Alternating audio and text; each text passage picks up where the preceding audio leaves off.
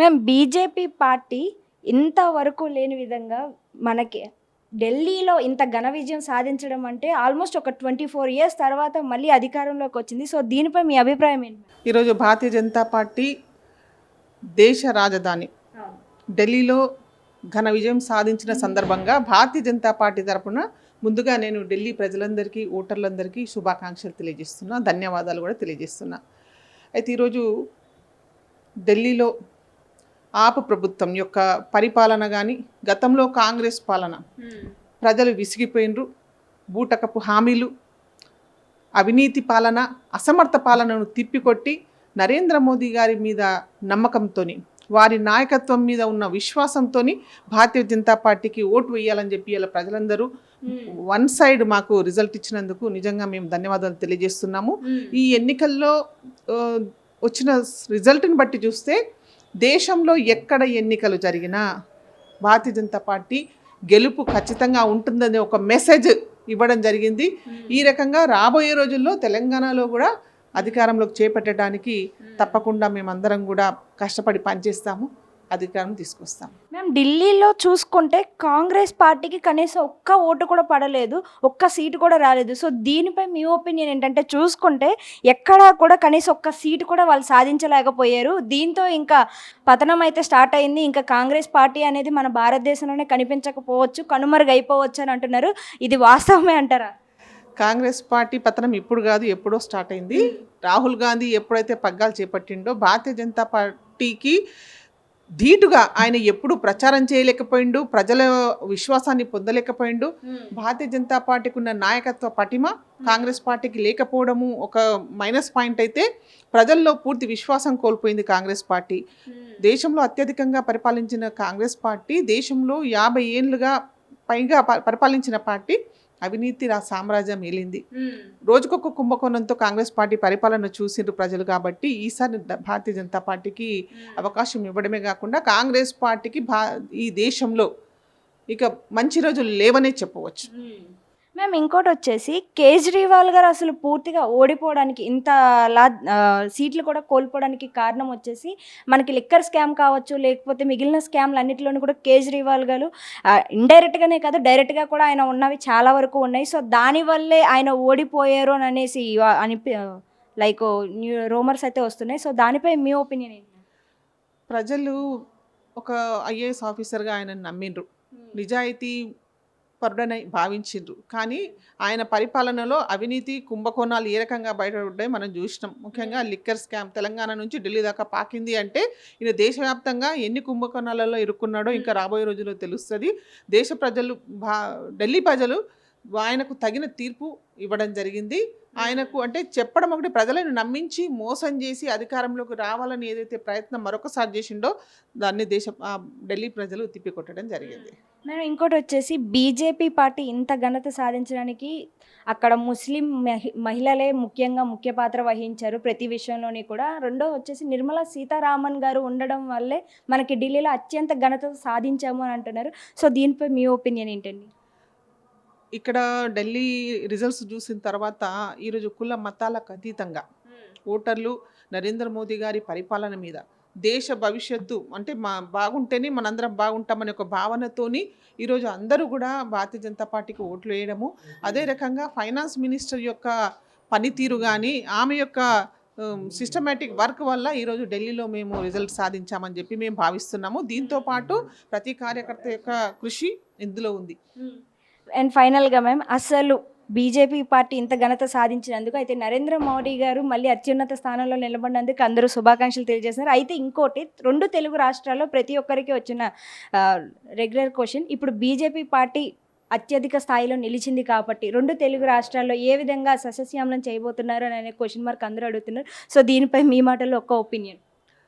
Bharatiya Janata party అధికారంలో ఉన్న గత 2014 నుంచి కూడా మనం చూసుకుంటే నరేంద్ర మోదీ గారు బీజేపీ పాలిత రాష్ట్రాలతో పాటు ఇతర రాష్ట్రాల్లో కూడా సమానంగా నిధులు ఇవ్వడం కానీ, అభివృద్ధి విషయంలో ఎక్కడా కూడా డిఫరెన్స్ చూపెట్టలేదు. అదే రకమైన అభివృద్ధి ముఖ్యంగా తెలుగు రాష్ట్రాల్లో కూడా మనం చూసాం. తెలంగాణలో కానీ ఆంధ్రప్రదేశ్లో కానీ మంచి ఓట్ బ్యాంక్ పెరిగింది. 8 మంది ఎమ్మెల్యేలు, ఎంపీలు గెలిచిండ్రు. భవిష్యత్తులో తెలంగాణలో బీజేపీదే అధికారం ఉంటుంది.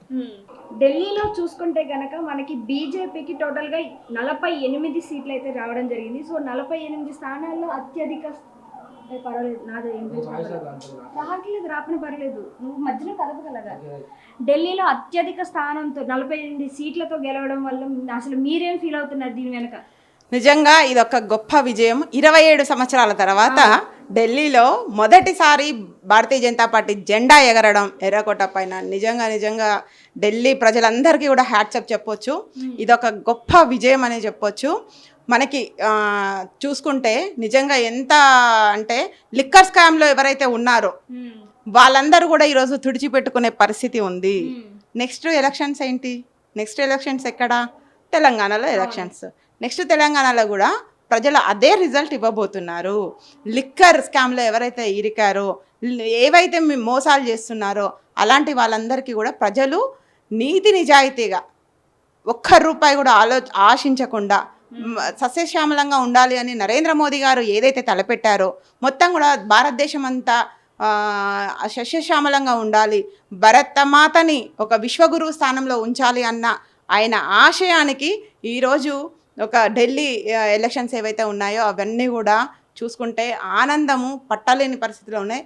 బట్ మా ఇక్కడ సెలబ్రేషన్స్ చేసుకోవాల్సి ఉండే, చాలా గొప్పగా సెలబ్రేషన్స్ జరగాల్సి ఉండే. అన్ఫార్చునేట్లీ ఒక అతను చనిపోవడం వల్ల ఈరోజు సెలబ్రేషన్స్ చేసుకోకపోవడం మాకు కొంచెం బాధగా ఉంది.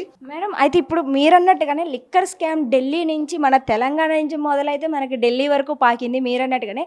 అయితే ఇప్పుడు మళ్ళీ తెలంగాణలో ఎలక్షన్స్ స్టార్ట్ అవబోతున్నాయి కాబట్టి మరి ఇక్కడ లిక్కర్ స్కామ్లో చూసుకుంటే మనకి కవిత గారు కూడా ఇందులో ఇన్వాల్వ్ అయి ఉన్నారు. సో ఇప్పుడు ఆమెకు కూడా ప్రభావితం చూపించే అవకాశం ఉందంట.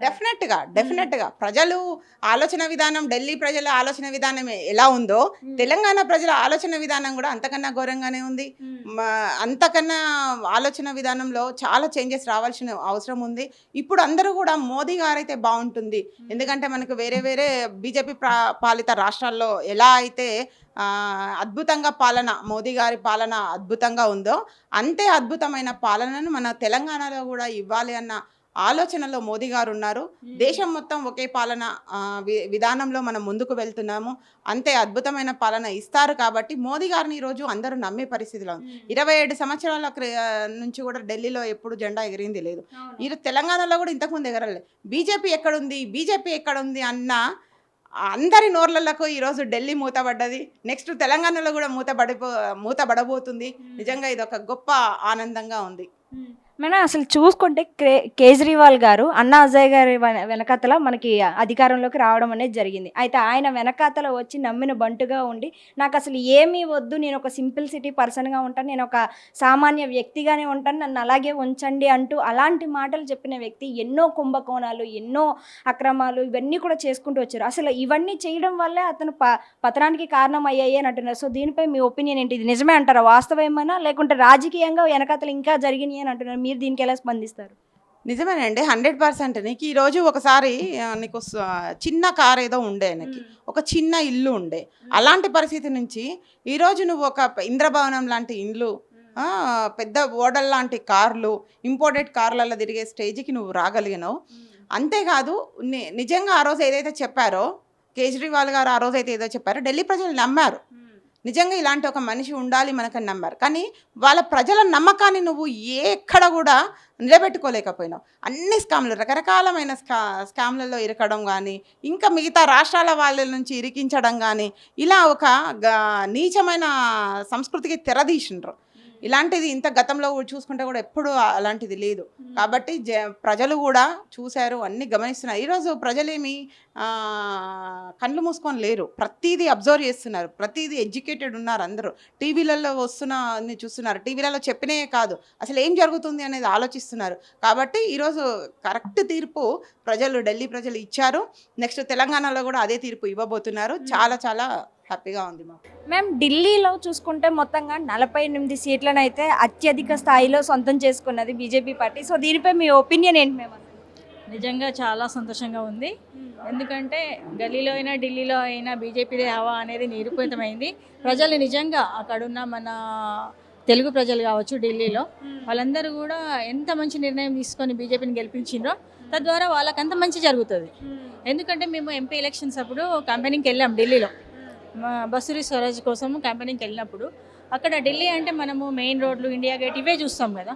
వెనక గల్లీలలో వాయుపురి, రంగపురి అట్లా వెళ్ళినప్పుడు అసలు ఎంత దుర్భర పరిస్థితి అంటే, మేము వెళ్ళినప్పుడు ఒక్కొక్కరు అంటున్నారు ఓట్లప్పుడు కనిపించిన మనుషులు మళ్ళీ 5 ఏళ్ళలో ఒక్కసారి కూడా కనిపించలేదు. ఇట్లా ఉన్నప్పుడు మేము ఎందుకంటే చీపురుతోనే తుడిచేస్తాము ఇట్లాంటి పదాలు వాళ్ళే వాడిండు. అప్పుడే అనుకున్నాం అంటే అట్టడుగు పడిపోతుంది, ఇంకా రాదు జన్మలో వచ్చేది బీజేపీ అని మాకు అప్పుడే నమ్మకం కలిగింది. అట్లాగే ఎంపీ ఎలక్షన్లో అప్పుడు వాళ్ళు గెలవడం జరిగింది. తర్వాత ఇప్పుడు ఎమ్మెల్యే ఎలక్షన్లో కూడా ప్రజలు నిజంగా మంచి నిర్ణయం తీసుకున్నారు. అదేవిధంగా వాళ్ళకు కూడా న్యాయం జరుగుతుంది. బీజేపీ పార్టీతోనే అది సాధ్యమని నిరూపితమైంది. అంటే దీని పరంగా చూసుకుంటే కేజ్రీవాల్ గారికి ముందే తెలుసు ఆయన ఓడిపోతారని, అందుకనే ఆయన ఓట్లు తగ్గుతున్నా సీట్లు పోతున్నా కూడా ఎటువంటి భయం బెదురు అనేది లేకుండా ఆయన చాలా కూల్గా కనిపించారు మనకు చూసుకుంటే కనుక. అంటే ఆయన ముందే ఊహించారు అనుకుంటారు ఇంకా నెక్స్ట్ ఎలక్షన్స్లో నేను ఇంకా కనపడను అనేసి ముందుగానే అనుకున్నారు అనుకోవచ్చు అంటారా? అంతే కదా.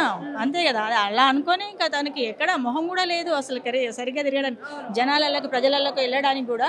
తను చేసిన ఏమంటారు, మనం చేసిన తప్ప ఎవరు చూడరు అనుకుంటారు కానీ ప్రజలు నిర్ణయం చేసిండ్రు, మంచి తీర్పు ఇచ్చిండ్రు. అలాగే బీజేపీ మంచి స్కీమ్స్ కూడా పెట్టింది. అది అందుబాటులో ఉన్న ప్రజలందరికీ కూడా అందుబాటులో ఉంటుంది. రాబోయే ఎలక్షన్లో ఇప్పుడు తెలంగాణలో కూడా మాకు మంచి అవకాశం, మంచి ఆశ అందరికీ కూడా. ఇది మాకు మంచి శుభపరిణామంగా చెప్పుకోవచ్చు. మేడం ఇంకోటి, అసలు ఢిల్లీలో చూసుకుంటే కనుక కేజ్రీవాల్ గారు అన్నా హజారే వెనకతలో వచ్చి ఆయన పార్టీ కార్యకర్తగా నిలిచి అక్కడి నుంచి ఆయన ఎలక్షన్స్లో నిలబడడం కావచ్చు అన్నిటినీ కూడా చేశారు. అయితే ఆయన అధికారంలోకి వచ్చిన తర్వాత నేను ఎటువంటి పక్షపాతం చూపేను, నాకేమీ వద్దు, నేను ఒక సింపుల్ కామన్ మ్యాన్గా ఉంటాను అని చెప్పిన ఆయన, అలాంటిది ఇప్పుడు ఎందుకని ఆయన ఓడిపోయారని అంటారు? అంటే దీనికి కారణం ఏంటి? కారణం ఏంటంటే ఎప్పుడైనా సరే ఒక మనిషికి వ్యక్తిగా ఎదగాలి, వ్యక్తిగా అభిమానం అనేది, ఒక వ్యక్తిగా గౌరవం అనేది సంపాదించుకోవాలి కానీ హోదాతోని పదవితోని ఉండదు. మనకు పదవి అనేది ఒక అలంకారంగా ఉండాలి. పదవి ఎప్పుడైనా సరే ఎవరికైనా సరే పదవి అలంకారంగా ఉండాలి కానీ అహంకారంగా ఉండదు. అహంకారపూరితంగా ఉన్నప్పుడు ఏమవుతుందంటే ఇలాగే జరుగుతుంది. ప్రజలు బుద్ధి చెప్తారు. అహంకారం ఎప్పుడు పనికిరాదు. మనం అహంకారంగా ఏది చేసినా కానీ అది ఎంబడే మనకు నెక్స్ట్ డేనే చూపిస్తుంది. అదే నేను ఎప్పుడైనా ఒకటే చెప్తాను నేను, మనకు పదవి అనేది అలంకారంగా ఉండాలి, అహంకారం ఉండదు. అహంకారంతో చేసిన పనులన్నీ చూసింది కదా, మట్టి ఖర్చుకోపోతారు. ఇంకోటి వచ్చేసి అసలు తెలంగాణలో మొదలైన లిక్కర్ స్కామ్ మనకి ఢిల్లీ దాకా పాకి అది కేజ్రీవాల్ గారు కూడా మనకి ఈ కేసులో బుక్ అయిన సంగతి అందరికీ తెలుసు. అయితే అసలు కేజ్రీవాల్ గారు ఇలాగ ఓడిపోవడానికి ముఖ్య కారణంగా చూసుకుంటే లిక్కర్ స్కామే అంటున్నారు, లేకుంటే దీన్ని ఒకటే అనుకోవచ్చా, లేకుంటే ఇంకేమైనా ఉన్నాయి అంటారా దీని వెనకాల?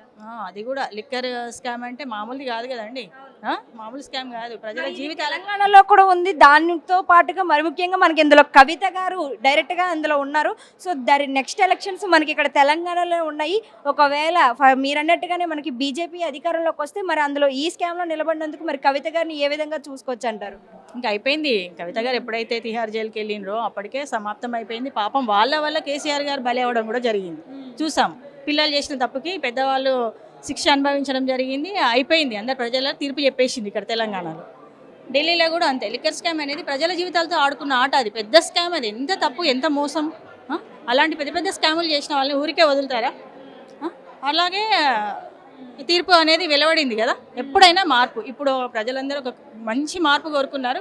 ఆ మంచి మార్పు బీజేపీతోనే సాధ్యం. ప్రజలందరికీ మంచి జరిగేది బీజేపీతోనే. మేము ఫైనల్గా ఒక క్వశ్చన్, అసలు బీజేపీకి ఢిల్లీలో 48 సీట్లతో అత్యధిక స్థానంలో నిలవడానికి ముఖ్య కారణంగా చూసుకుంటే అక్కడ ముస్లిం మహిళతో పాటు మనకి నిర్మలా సీతారామన్ గారే ముఖ్య పాత్ర వహించారు అని అంటున్నారు. సో దీనిపై మీ ఒపీనియన్? ముస్లిమ్స్ మహిళలు అంటే త్రిబుల్ తలాక్ మెయిన్గా మనకి మోదీ గారు, మన ప్రధానమంత్రి మోదీ గారు చేసింది త్రిబుల్ తలాక్.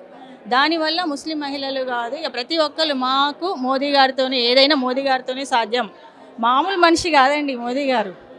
చూస్తే ఆయన చుట్టుపక్కల అసలు కనిపిస్తే చూస్తేనే మనకు కూడా అంత పవర్ వస్తుంది. దేశం కోసం, ధర్మం కోసం, ఫస్ట్ దేశం, తర్వాత ధర్మం, తర్వాతే కుటుంబం అన్న మోదీ గారు ఆయన ఇన్స్పిరేషన్తోనే అందరూ కూడా పనిచేస్తే ఖచ్చితంగా దేశాన్ని ఇప్పుడు విశ్వ గురు స్థానంలో నిలబెట్టడానికి ఎంత విశ్వ ప్రయత్నం చేస్తున్నారో అలాంటి పరిస్థితి తప్పకుండా వస్తుంది. భారతదేశానికి ఒక మంచి ఉన్నత స్థానంలో నిలబెడతారు. అలాగే అందరూ కూడా, ముస్లిమ్సే కాదు ప్రతి ఒక్కరు కూడా బీజేపీ వైపు చూస్తున్నారు. మోదీ గారే మళ్ళీ రావాలని కోరుకుంటున్నారు.